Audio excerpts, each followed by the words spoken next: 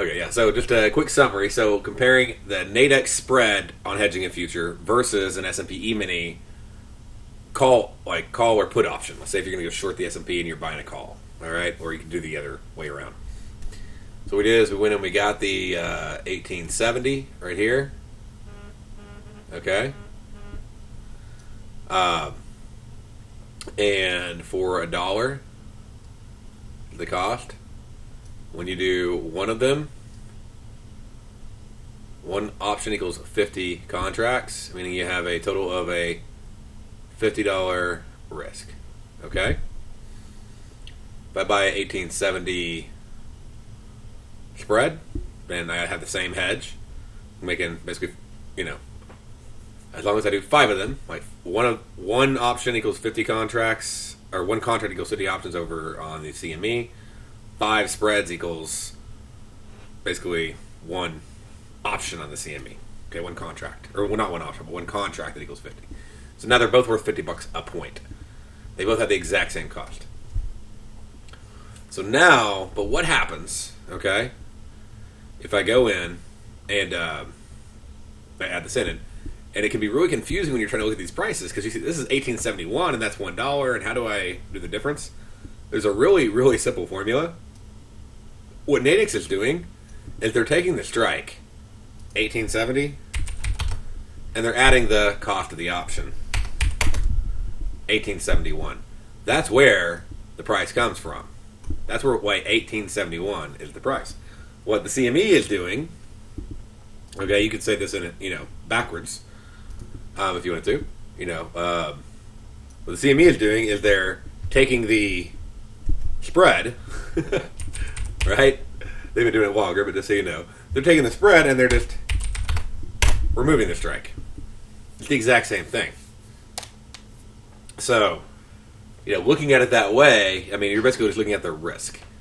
If you're using the scanner to help you with all this, okay, on the scanner over here,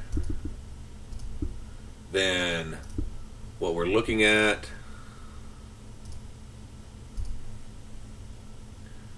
is, I'll actually show you that, $10, okay? So $10. So it's sort of like if you looked at that, now I understand they're saying 1, but it's 1 times 50. Okay? So you could look at that and put it in there, and it gets really complicated. To me, it's just really easy to look at it, and you can go, what's the floor, what's the difference? 1. So if I was going to buy that on the S&P, just understanding how S&P options work, it's a $1 option. Okay? Or if I was looking at the S&P, and it's priced at 1, I'm like, that's an 1871 spread. Okay? The big difference, the big change here, comes in when you add days. So to help out with that, let's check out some Greeks. Okay? Get all complex over here. Alright, so we got delta. We have a delta right here of like 27, 28. Alright, because that's pretty far out. I mean, we're priced at on the S&P, where we are right now, we're like 1866.75. So that's about 3-4 points out of the money, and we only have like an hour left to go. Okay? Let's go over here. And the thing is, it's going to move up really fast to hedge us. Okay? And we're right at the money, and we don't have much time. But let's go down and let's compare something like let's just drop one strike to 1875. And we'll drop down these strikes. These are out of the money, so you're going to have, it seems like you have a whole lot more coverage, but in reality, you don't, because it's going to move really slow. See, watch how this goes from, we'll stay in the 1870s. This is at 47, so at first you're like, wow, that's a better hedge. But look at what happens when it moves $5 against you. Your delta becomes 54, 61, 66, 72. I mean, the thing's at 80, and that's when the S&P has moved like 30 points against you. Look at the delta on this spread right here, or this option. Same day. 31, 63, 91, 93. Like within like a very short period of time, once that thing gets in the money and starts like being about where you got it at, okay? Now, this thing is hedging you really well. Okay, so you're getting like 90 means like for every dollar you're losing on one, like you're making 90 cents on the other. So here, it's making you like 50 cents. Here's making you 71 cents unhedged. So I lost $1, I made 71 cents. Here's making me 61 cents. Here's making me 91 cents. Okay? Here's making me 66 cents. Here's making me 94 cents on the dollar. Now, the reality is it's going to make me 100 on the dollar if I hold it to expiration. But I'm probably not going to hold the one that expires in a week or 3 or 4 days until expiration. And I'm going to pay all that extra premium for the cost. Now let's look at the cost difference. This is 1 week away. This is current day. Remember we talked about it being $1. It's about $10. It's 5 times as much money. Okay? So I'm putting up, instead of $1, it's almost 10 times as much. Right? So I'm putting up $1.20 or I'm putting up $10. Remember, that's 10 times 50, $500 versus $50. Right, so that's a massive, as you can tell, it's a massive difference right there. So if we go back and look at this, it's like, okay, I'm only risking $50 on this trade. That's fantastic. I like that a lot. What is $50 to me? That's nothing to me, and as far as like just the option itself. And that's like doing 5 of them on here. And then let me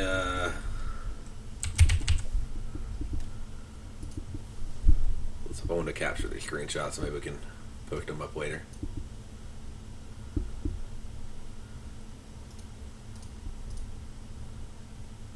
Alright, shut that down. We'll grab this over here. And quit calling. Phone's vibrating. Alright.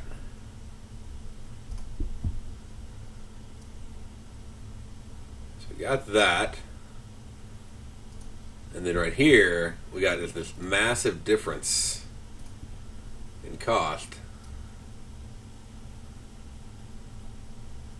And that basically, it's the gamma is what it is. That gamma is moving really, really slow. And so if I'm pulling up the screenshot on here for you, make it really easy.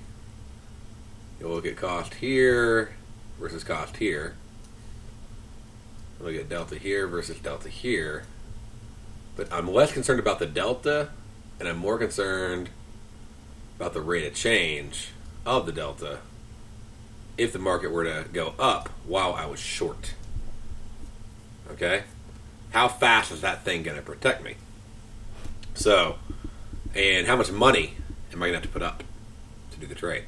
So you have to put up a lot more cash just for 1 more week. So that's why you're actually better off with the spreads, is because you can hedge yourself. Now, if you don't have access to the spreads, say you're not in the U.S., all right, then you could still use them. Just understand that you have a disadvantage on the delta, so you have to put up a lot more cash to try to get that delta. Now, you could put up double the cash, but now you're giving up. Think about how much cash you're giving up when it goes against you. Okay? So, the thing you're going to lose $250 if the market moves 5. I'm not against you, for you. If the market moves in your favor by $5, you're going to lose $2.50 times 50, right? Which is a little over $100. So you're going to give about half your profit if the market goes in your favor on a call that has, like, say, a week. Okay? Whereas right here, if the market goes 5 points in my favor, I made, $250. I gave up, at most, I gave up 50, about a little out. Well, this was like $54. So, on the trade. Whatever, it was $50 when it was, a buck ago when we were looking at it.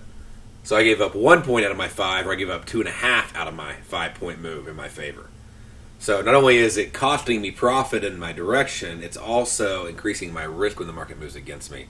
To use a binary, or to use a spread, to use a call or put option that has a week until expiration. It's not an adequate hedge. You're much, much better off with the one that expires the same day. Even comparing cost, we go, well, every day, I'd be cheaper off paying, $1.40 even, 5 days, than I would be paying $10 one day. So a lot of people think, oh, I can't use these for longer term trading. It's like, yeah, you can. You'd actually come out cheaper if you were in position holding. I mean, yeah, okay, there's going to be a gap between like 4:15 and 6 p.m. Okay, so you got about an hour and 15 minutes there where you have exposure. Usually not the biggest moving time. And let's see here. The other problem you may have, let's see. Oh, yeah, weekends. So yeah, weekends. Well, I don't hold on to weekends anyway. That's also a very expensive time to be a holder of an option because time is moving and the market's not, and you're just paying for it. It's actually the best time to collect premium when the market's closed. It's like 3-day weekends are like a premium collector's dream, right? Because the market's not moving unless it gaps on them. So, okay, so there's just a quick short option of, can you use options to hedge futures? Yes. If you do, though, you probably don't want to use them on Fridays. Else, use spread options at Nadex, so that way you can take advantage of the pricing that is obviously superior when you compare the two. And just looking at it, we'll just look at current pricing again one more time before we wrap up. And yep, they're right on. You know, they'll be within $1 or $2 of cost. That's 1871.5 right now. So that's 1.5 times 1.4. There we go. So $1.40, $1.50. Okay, $1.40, $1.50. See, like, really easy for you to subtract that strike to compare the two. Or if you add 1870 to that, it's like 1871.4. So they're very comparable to each other. All right, got that. Cool.